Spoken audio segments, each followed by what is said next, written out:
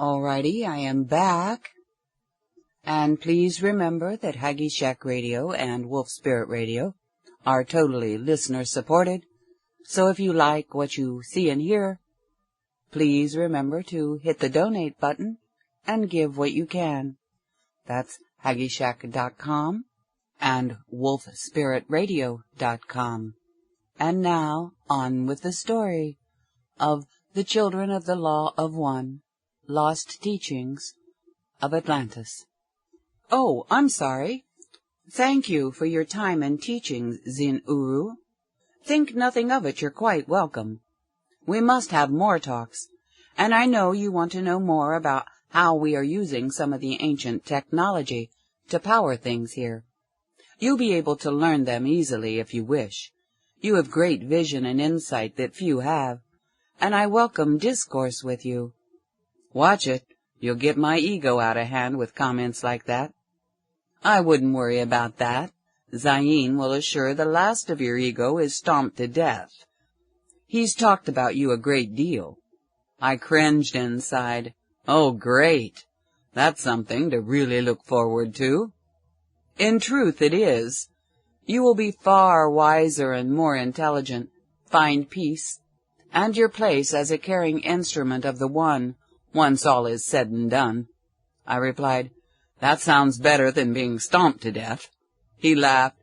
Same difference. You'll learn. Then he headed up a shaft.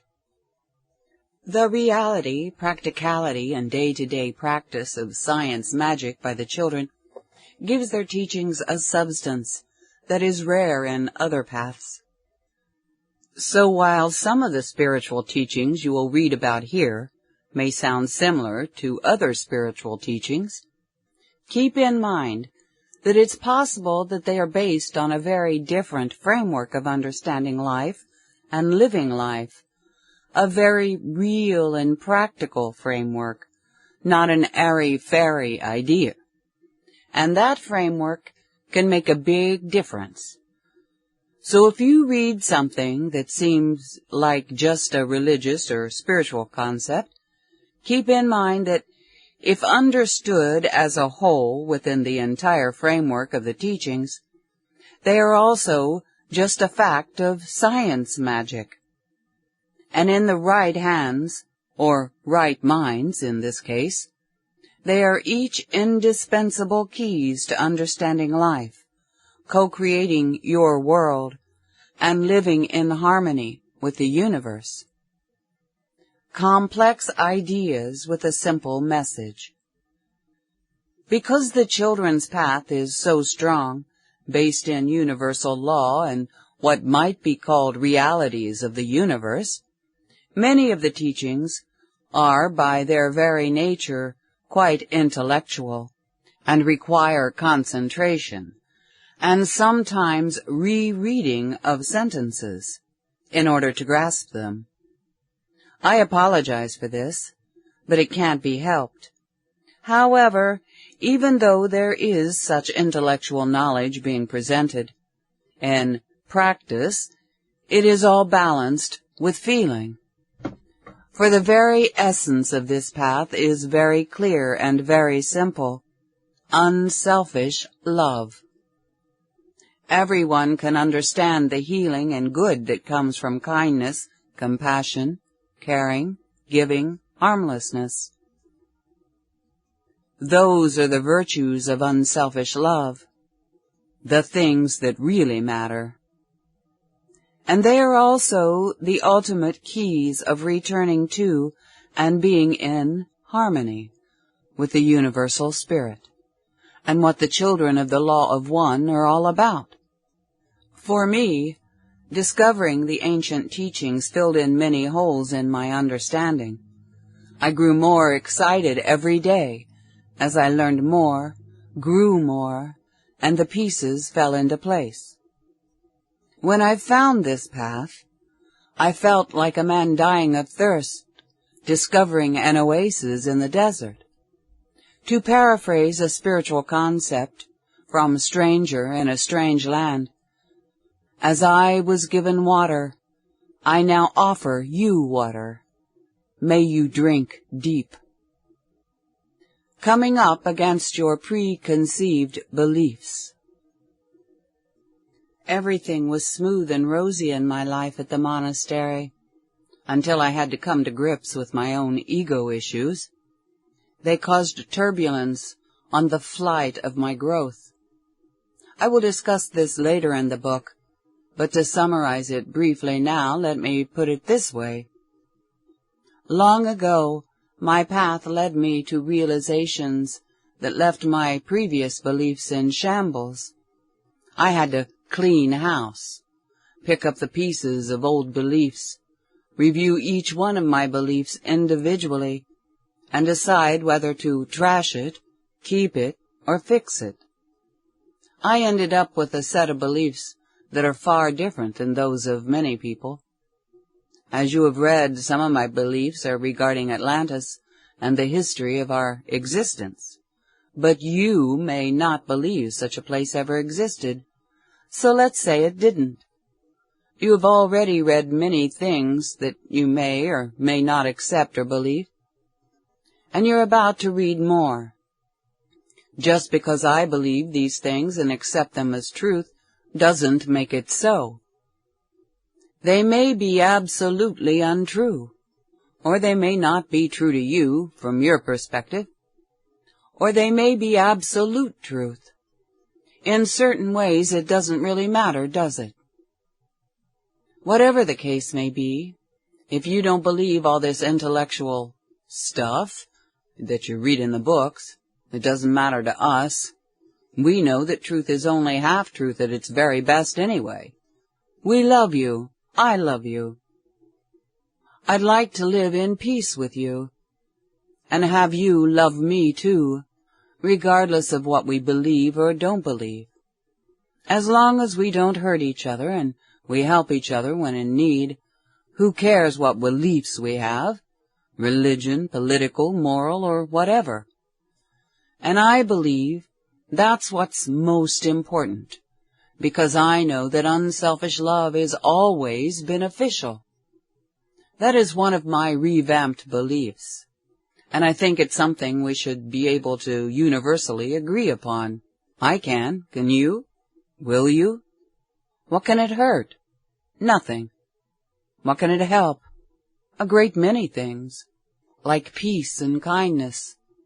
So if you do not believe the ideas contained in this book, I hope it will not matter to you that I do, as long as I am a loving, kind-acting, caring, thinking, harmless person. And similarly, what matters to me about you is not really what you think or believe, what religion you belong to, or if you're an atheist, but how you conduct yourself. What matters to me is whether or not you are a loving, kind-acting, caring, thinking, harmless person. Unfortunately, a person's beliefs do greatly influence how they think and act, though. So, while we're on the subject of beliefs and religion, let's take a closer look at the effects of belief. One day I was struggling with my thoughts. I was having doubts because I was having a hard time with my ego. It wasn't the first time, and it wasn't going to be the last. But as I was sitting in the garden questioning my beliefs and trying to sort some things out, Anastasia came by and told me I should go see Zayn because I seemed upset. I reluctantly acknowledged her advice and slowly got up and went off to find him. I found him already teaching a group of other novices, but his words were addressing my issues and concerns. I wondered if it was actually all staged for my benefit. It seemed absurd to think that, of course, and self-centered, but I was never really sure with him what he might do to teach someone something in the best way.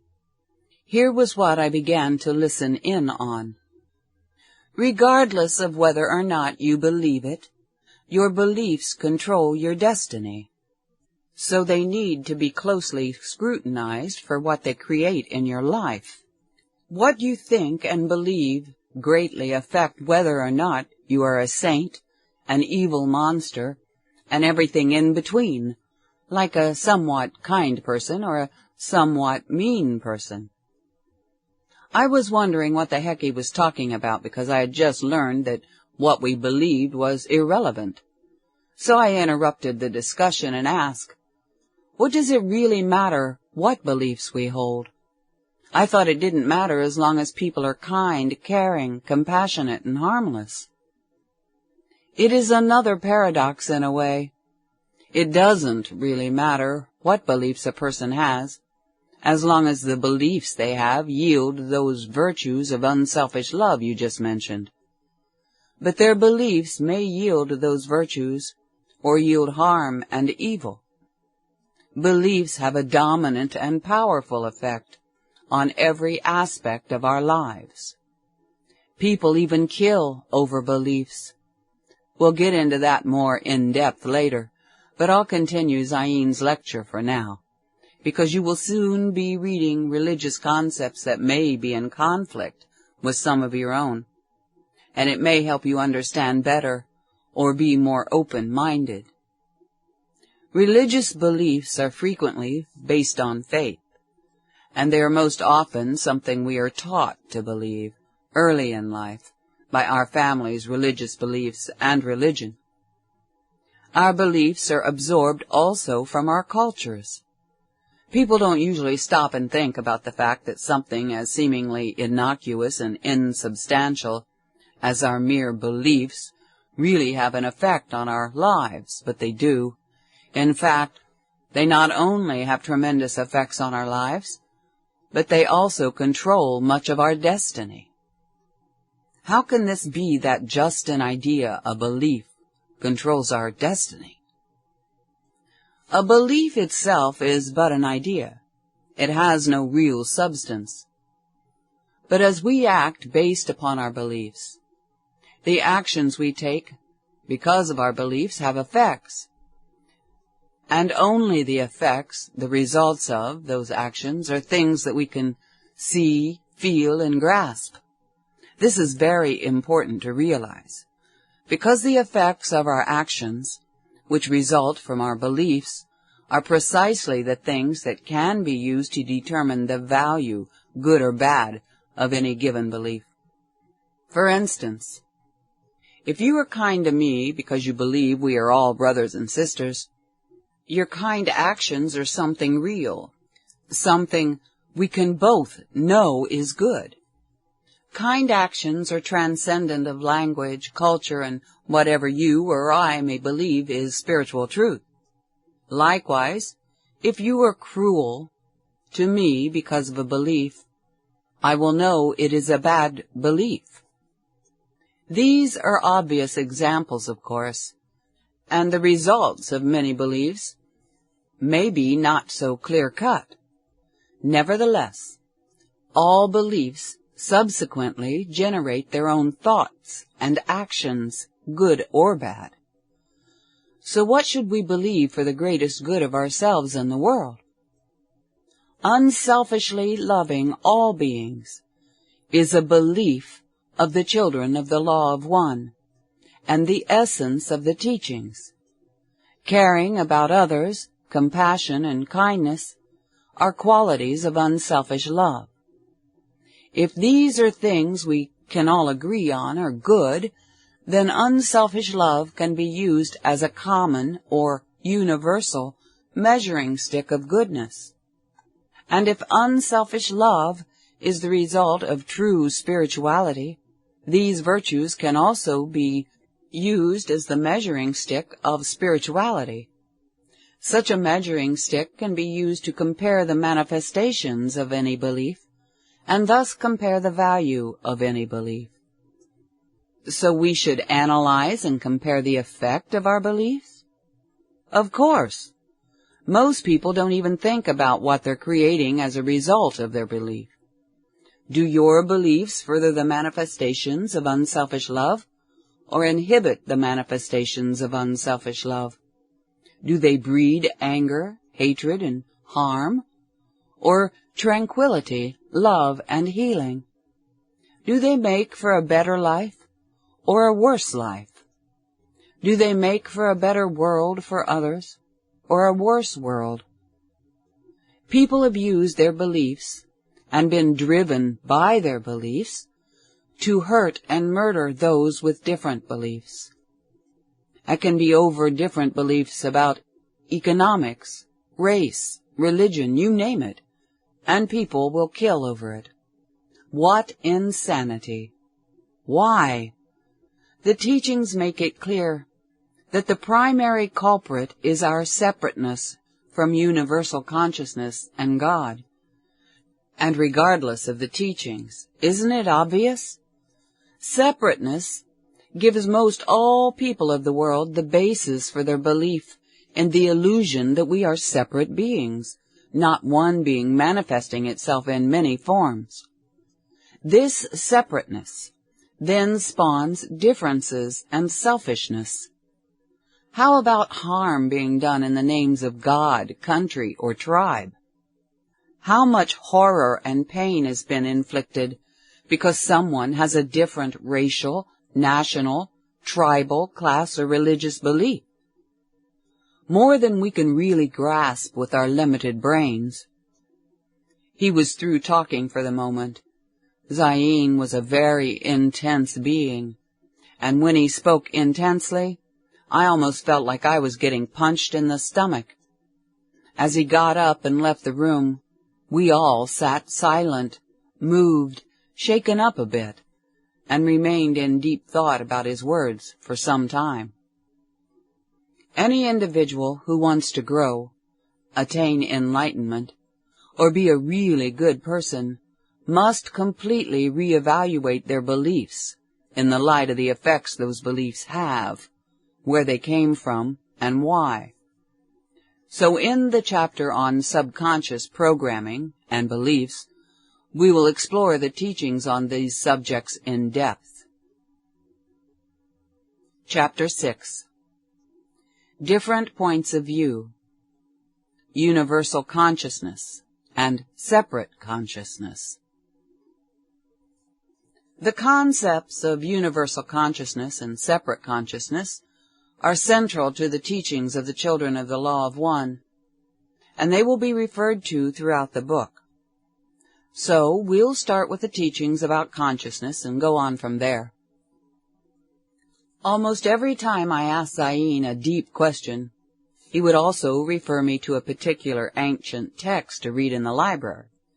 He would say, "Read these first, meditate, then come speak with me again." When I first came to the monastery, I didn't really understand the meaning of universal consciousness. I certainly thought I did, though. I thought I understood it clearly. Sure, I had an intellectual grasp of some of it, but it was weak nonetheless. I eventually realized you could never really understand it until you fully experienced oneness with the universal spirit. In fact, you can't really fully understand much of anything until you achieve that. Yet, it may help many readers if I relate my earlier question and answer sessions with Zayin. So from here on out, I will present many of the children's teachings in that format. It was the day of the new moon. I was on my way to my womb to meditate after a long, exhausting class. I turned a corner, and standing there, accidentally, was Zayin. The course I was taking, and particularly this day's class, had left me with a nagging question about separate and universal consciousness, which I was going to try and understand better in my meditations.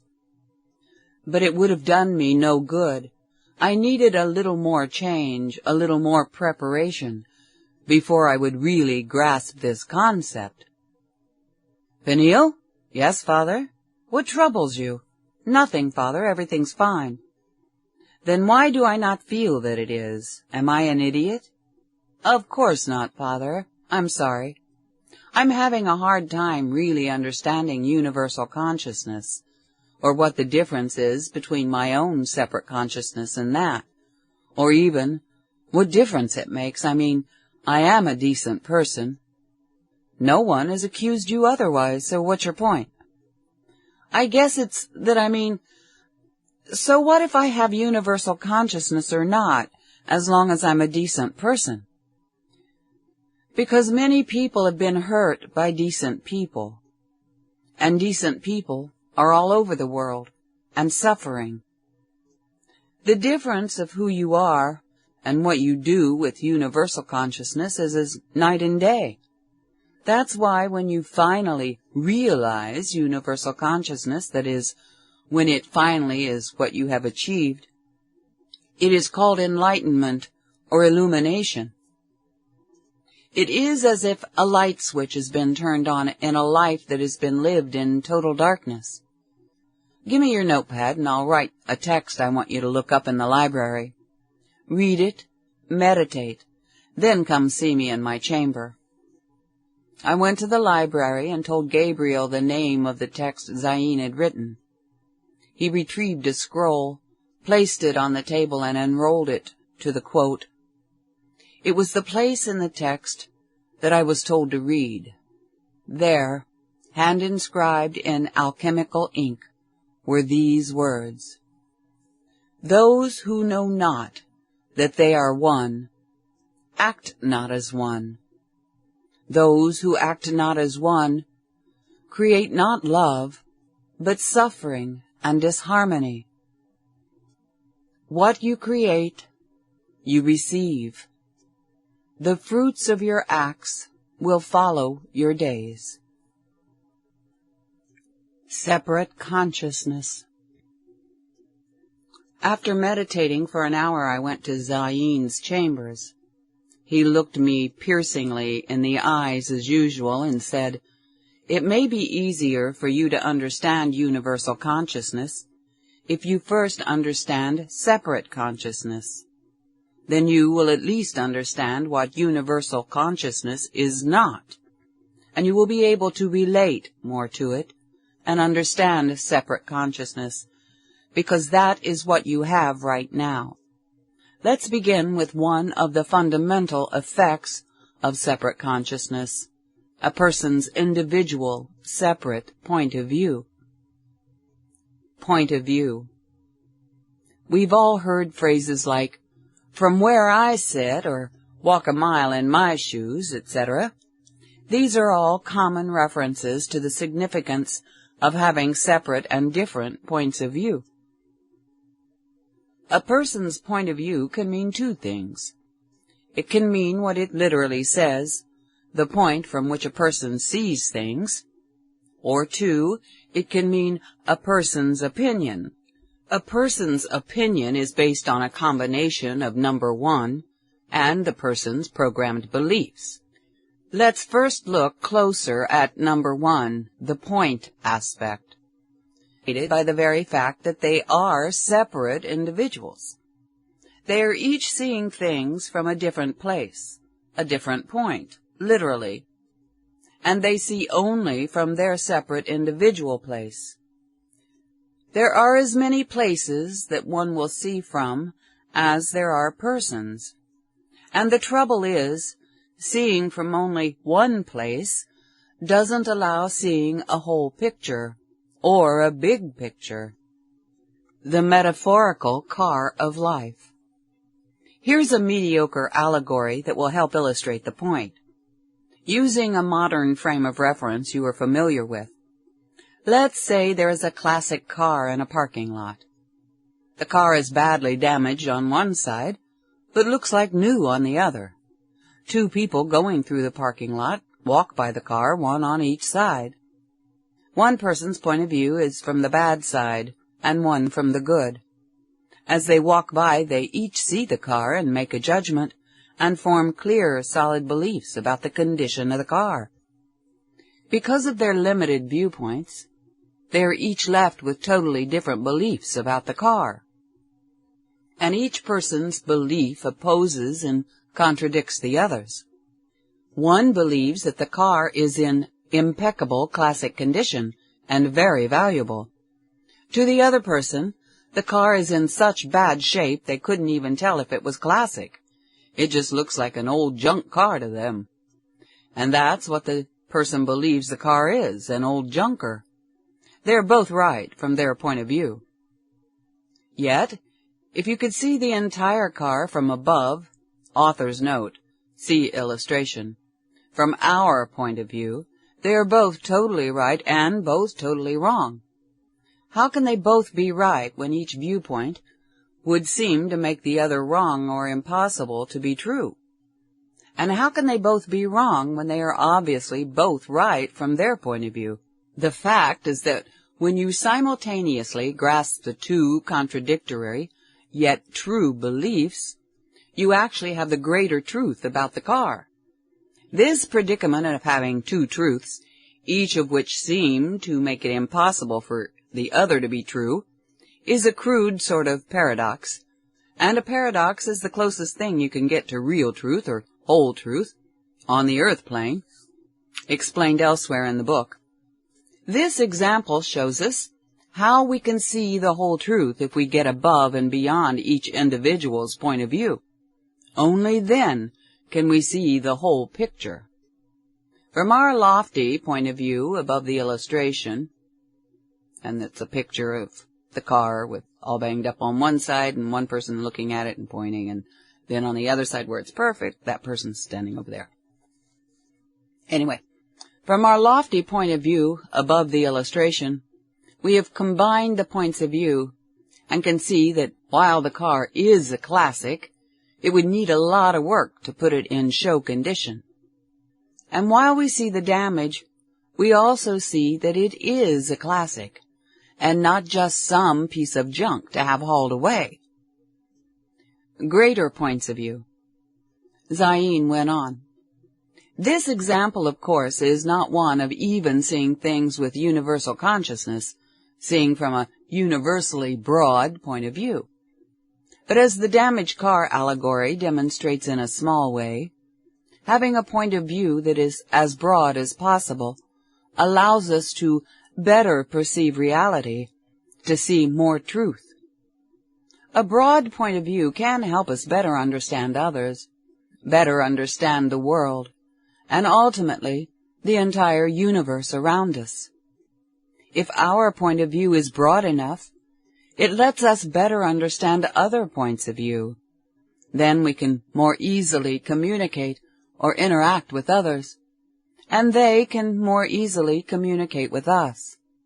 For instance, just like the people viewing that car, the point of view of each individual reading the ancient text, or any book, is going to be different. Thus they will perceive it many different ways. Thus it will be perceived differently than it really is, and differently than it was intended to be perceived. So, when I write the book revealing the oral traditions of the children, it will not be perceived correctly either? True. The broader the reader's point of view, the more they will perceive what is really written within limits, but still, it will affect the subconscious and the inner being in each reader. And it may affect the consciousness of those with fertile ground for the seeds. Yet, it goes both ways. The broadest point of view. When we talk about the state of a person's consciousness, we are essentially talking about the state of their awareness of the world around them. And as such, a person's consciousness is directly related to the way they view, interpret, understand, and interact with everyone and everything around them. A person's point of view is affected by both the state of their consciousness and their beliefs and programming. Beliefs and programming are usually in sync with a person's level of consciousness. However, consciousness is dominant. And if there is a shift to a higher or a lower state, the new consciousness can alter and override a person's beliefs and programming in order to match the new level of consciousness. I'm sorry, Father. Some of this still escapes me. I understand. But a day will come when you will remember the words and fully understand. Please explain more about separate consciousness so I can understand it better. separate self-consciousness. Every human being is obviously an individual self, and most people are both conscious that they are an individual self and believe that their individual self is separate from other people and everything else in the universe. Thus, people generally have separate self-consciousness and live their lives based on this consciousness. So it is self-consciousness that creates the separate consciousness? Yes. And this alters the point of view. Yes. In regards to a point of view, having separate self-consciousness means having a point of view that is limited to seeing things from only one place, the place where the separate self is at. This can mean seeing things from an actual physical point of view that is limited to just the place where the person is located, such as in the car allegory. Or it can also mean seeing things from a point of view that's limited by the person's beliefs and programming. In any case, the point of view is very limited, and the perspective is narrow when a person has separate self-consciousness. There are varying degrees of narrow-mindedness, of course, but even the most broad point of view that comes from just one person with separate self-consciousness must be limited and incomplete, because it is a view that is still from only one place, only from that one separate self. Thus, it is a point of view that will have limited understanding. And if a person has such limited understanding, what kind of thoughts are they limited to? And if their thoughts are from such limited perception and understanding, what kind of action will they take regarding other people in the world around them? For the answer to that, just look around at the world. Do you mean that this creates problems in the world? All problems spring from this. How? Separate self-consciousness, because of its limitations and narrow-mindedness, boxes its perceptions of the world into pieces that are extensions of itself. Everything in your immediate world becomes an extension of you, of your separate self.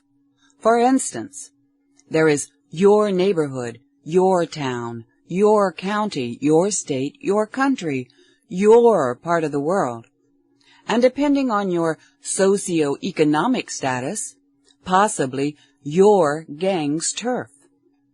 Because the separate self relates to these as extensions of itself, most people support their country, for instance, just because it is their country. Sure, they come up with reasons why their country is the best or the most important. But the problem is, many people believe that their country is it, the best, the most important, the most right, regardless of any reason to think so or not. And by so doing, they care less about other countries and the people of those other countries. And if everyone's country is the best, who's right? They can't all be right. This phenomenon is even worse when it comes to a person's outlook about their religion. Many people think theirs is the only right religion, and thus the only one that will provide salvation for anyone else. And many of these people actually hate other religions and their practitioners. When there is more than one religion claiming to be the only right one, it creates a question of who's right and who's wrong, and the dilemma of choosing the right one, or facing the consequences of having chosen the wrong one, not getting into heaven, going to hell, etc. But getting back to the idea of everyone thinking their country is the best, consider this. What country ever went into battle without God on their side? In World War II, all sides believed God was on their side, including the Nazis. What country starts a war thinking that they're in the wrong? All of these perceptions and beliefs originate from separate selves and the territories they consider extensions of themselves. Most everyone favors not just their country, but all the extensions of their separate selves. They favor their race, favor their ethnic group, favor their school, favor their local team, favor their political party, etc., etc. But a precious few people have begun to expand their self-consciousness to include bigger pictures. Take, for example, those who have become so environmentally conscious that they are environmentally active.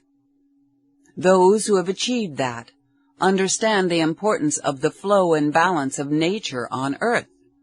They know that saving whales and forests, or seemingly insignificant things such as tiny birds, fish, or ferns, can seriously alter life in ways that most people don't even suspect.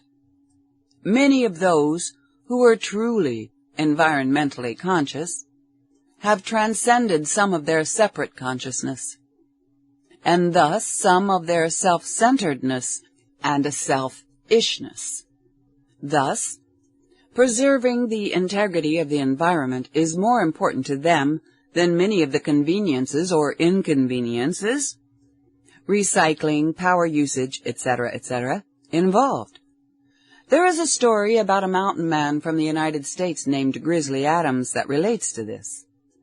When a beaver dammed a creek next to his cabin, threatening to flood his cabin, he moved and built a new cabin rather than disturb the beaver dam. Talk about inconvenience. And believe it or not, this was still limited consciousness.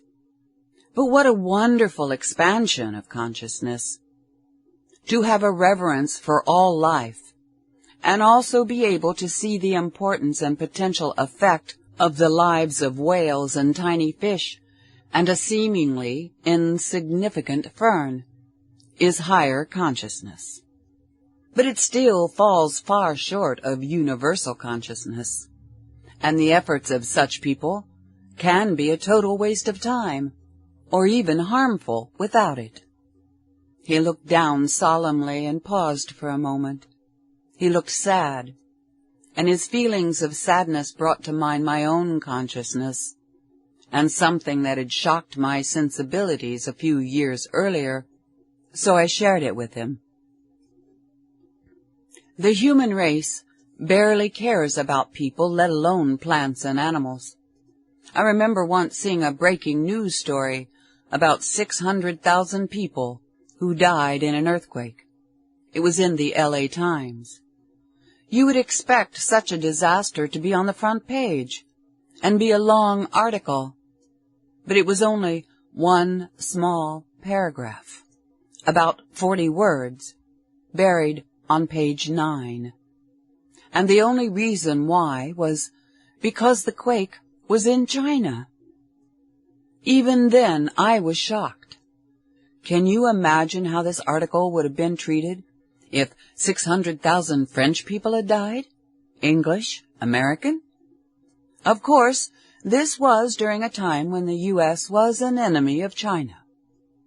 The story now would be bigger news at least, if for no other reason than because there would be 600,000 less Chinese consumers of American products. Unfortunate, son, but true. And those with separate self-consciousness will defend their values with twisted logic. Some people will say, so what if I think my country is the most important? It's good to have national pride. It doesn't change anything about any other country. It just helps this one be better. If you don't think that such an attitude has no effect on other countries, consider the atrocities that one country will often inflict on another, or that a country will stand by and allow to happen to the citizens of one country but not in another. Imagine invading soldiers regularly using bayonets to cut babies out of the wombs of 9-month pregnant women in the street for purposes of genocide. That happens. But as long as it only happens in countries that other countries don't care about, no one cares. As things are, such things are nearly never reported in the news media of the world. What if it was going on in Chicago, England, France, Mexico? Do you think we'd not even be hearing about it? If all the churches in Britain were being destroyed by invading armies and the priests tortured, would it not get on the news? It would not only get on the news, but many countries would send troops over there to stop it in an instant. How's that for national pride? What national pride? It all depends on what our separate selves consider extensions or relations of themselves or have selfish stake in. Some people have begun to transcend pride of country. Again, this is good, but it does not go far enough. So few have a truly global feeling of family, but there are some who do. But even environmental and humanitarian consciousness is still limited, and a person could accidentally cause terrible disasters acting from limited perception, even if their intention was only to help. All these expansions of consciousness are steps toward the ultimate expansion and caring consciousness, universal consciousness. But they are still all variations of separate self-consciousness, limited by so many constraints and ultimately mistaken, ridden, and destructive. Oh, how many tears have been shed in the wake of things gone wrong, and the cry is echoed, "But I was only trying to help." The fact is, all things in the universe are essentially made of the same stuff, and are totally interdependent and connected. So we cannot be truly separate from the rest of the universe. We can only be a part of it all, a part. But we can think we are separate. We can believe we are separate, and then we act like we are separate. Having separate self-consciousness doesn't mean you are really separate, but it does mean having a total illusion of separateness from everyone and everything in the universe. And when a person truly believes they are separate, they naturally focus on themselves. And when someone believes they are separate, and they focus their attention and their energy on their self, this naturally leads to selfishness. This is very important, my son. Pay close attention. This is the big issue, the big problem of all problems. The only real problem. As silly and simple as it sounds, it is serious. Simple selfishness is the root of all problems and evils that exist on earth. This is one of the greatest, most important teachings to understand. So say it back to me. Selfishness is the root of all problems and evils that exist on earth. Okay, selfishness is the root of all problems and evils that exist on the earth. Good. And again, how does this selfishness come to exist? Where there is such separate consciousness as humans have, everyone perceives everyone else in an us and them and a me against the world fashion. When this occurs, which it naturally must with separateness, there will naturally be attempts to get or take from others and keep others from getting what you have. It is perfectly natural, and in its own warped way, logical. And where does it all leave us? Where there is separateness and selfishness, there will be strife, discord, injustice, taking from others, harm to other beings, creatures, the environment, etc. So when someone says something about the problems of the world being from political parties or greed or money or war or lust or vanity or carelessness or whatever, what do you say? That they are only branches. The roots of all problems, all evil, all suffering, is selfishness. And why is there selfishness and thus all these evils? Because it is the natural outcome of separate self-consciousness, of thinking that you are separate from the universe, and thus all things in existence. And so, what is the only cure for evil, suffering, and all problems? Losing separate consciousness and selfishness by regaining consciousness of our oneness with everything, universal consciousness. And how can one regain universal consciousness? Through unselfish love, self-sacrifice, caring, giving, seeing the illusions of self-consciousness that we carry with us in our mind and breaking them. Please don't let the teachings that promote oneness be misunderstood as promoting a one-world religion or government, where oneness and peace are enforced by human rule or dogma. Nothing could be further from what we mean to convey. We are first of all proponents of freedom and free will. I'm talking about an internal way of being, a consciousness that includes sensitivity, compassion, and freedom, and caring about all people, creatures, all creation, as much as you do about yourself. Are you saying all governments are bad? No, just incomplete. And that they won't ever solve all the problems or work properly unless people themselves change inside. Certainly, some governments are formed just to wield power from an elite group over the people. But sometimes governments are formed to administer and ensure justice between all the separate beings it controls. But no form of government can really work or last when separate consciousness exists. Why? Because the people running the government have the same separate consciousness. And when they get power, you see the worst of selfishness. And they can appeal to the selfishness in the populace to get what they want. When you stop and think about these things, it is easier to understand why the children teach that only when all people have universal consciousness, and everyone is primarily governed from within by the universal spirit, will there ever be peace and harmony and freedom from tyranny on earth. Why did you say it that way, on earth? Because there is so much more, and the earth is just one speck of dust within an incredibly greater scheme of things. Outside of the earth, the entire universe functions in a beautiful, orderly, harmonious flow.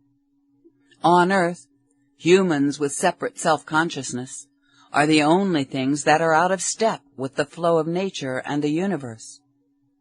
And the results of this have been disharmony, disruption, and destruction. That's why the teachings of the children of the Law of One promote the attainment of universal consciousness by any means that works for you. We will cover the children's teachings about how humans attained a separate consciousness in the Ancient History chapter, and the particulars of each individual's selfish, separate self later in a separate chapter. But first, let's go over the meaning of universal consciousness. Universal consciousness. Please tell me more of the teachings of universal consciousness, enlightenment, and its attainment.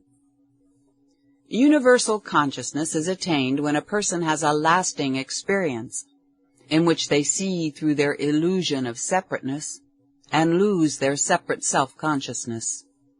Their consciousness then merges with the universe. Thus they experience being one with the universe. This is often the result of going through a conscious psychological death experience brought on by meditation and other aspects of a spiritual path. Author's note: these are explained in another chapter. The illusion of separateness dissolves in the awareness of oneness, and with the dissolution of the illusion of separateness, the separate self seems to die, and a rebirth occurs. Separate self-consciousness is transcended and transformed. The dominant consciousness becomes that of the inner self, the part of us that is universal spirit. Thus, we have universal consciousness. When experienced properly, a person is never the same, and never sees things the same way again. From then on, all things are understood in the light of the biggest picture, in the light of being one with the universal spirit or God. Selfishness thus becomes a thing of the past. This is also called achieving enlightenment and a few other names. The difference between having separate self-consciousness or having universal consciousness is, as I said before, like night and day. Consider again an environmentalist who has expanded his or her separate self-consciousness to include concern for ecology. This is good. And if being aware of the flow and balance of Earth's nature is good, imagine the significance of being aware, really aware, of the flow and balance of all things, of the entire universe. And if being concerned about all humans on Earth is good, what about being devoted to caring for all life within the entire universe? A person who has attained universal consciousness has transcended separate self-consciousness, and thus sees infinitely more, understands infinitely more. Imagine being able to see the outcome of many of your actions in advance, or whether or not you see the outcome, being able to know if what you're doing is really going to ultimately help or ultimately harm. Or using the classic car allegory again, imagine seeing one side of the car and not assuming that the other side is the same. How would you like to be able to sense what all sides were like? That would be incredible, Father. Yes? That is just a small nothing. What if you really had an awareness of being one with everything, even God, even all other separate selves? How would you see things then? And how would you treat everyone and everything if you absolutely know that every person you are dealing with is you, just in a different form? How will you treat yourself and others? Is there any point in stealing from yourself, hurting yourself? Is there any point in being tyrannical with yourself? It would make no sense. There would be no point if you really believed that to be true. Precisely. A being with universal consciousness loves everyone unselfishly and is, within the needs of universal flow, giving, kind, compassionate, caring, knowing, and harmless. That doesn't mean incapable of defending the innocent. Why? Is it because the person has read something that made them feel that way? Studied to be that way? Trained to be that way? No. Maybe such things were stepping stones on the path toward attainment of that consciousness. But once there, the fact is that being any other way simply makes no sense to someone with universal consciousness. It just is their reality. It is just natural. It is similar with people at any level of consciousness. A basically decent person is not just trying to be basically decent, moral, or law-abiding. It comes somewhat naturally depending on what they have made of themselves throughout their lifetimes. And they can and will digress towards greater selfishness, given the right situation. Everyone just manifests the level of consciousness, and for most, it moves in a certain range, wavering between selfishness and unselfishness to varying degrees, and shifts at different times in their lives, and depending on the circumstances they are subjected to. It is as natural for a person with universal consciousness to be totally giving as it is for a person with separate self-consciousness to be selfish. A person with separate self-consciousness is focused inward, and thus they are like an energy vacuum, a black hole, always trying to get energy. But a person with universal consciousness is focused outward, and thus they are like an energy beacon, a sun, always giving energy. So piercing this illusion of separation and attaining universal consciousness is the answer to the entire world's problems. If everyone had universal consciousness, there would be no need for the kind of governments we have now, for all would be governed as one, from within themselves. Just imagine a world in which everyone is conscientious, caring, and responsible, and where such behavior is not coerced by threat of prison or death, or even convincing of any kind. No need for religions to try and influence people to behave morally. No need for police, armies, government, etc., because unselfish love and service to universal will is all fixed within every being. What paradise! We might never achieve this on earth, but then again we may. But there are several planes of existence other than the physical plane on earth, into which only universally conscious beings can enter. Paradise does already exist. Alrighty, I am going to have to close there, and we're beginning a new part, a portion of this. It's page 70 of this PDF. So I hope that you're enjoying listening to it. I sure am enjoying reading it. And I'll see you next week on Tuesday, where I'll pick up with where we just left off. In the meantime, if you happen to enjoy what you hear and see here on Haggie Shack Radio and Wolf Spirit Radio, please remember to hit the donate button and give what you can. I thank y'all for listening. Bye now. See y'all later.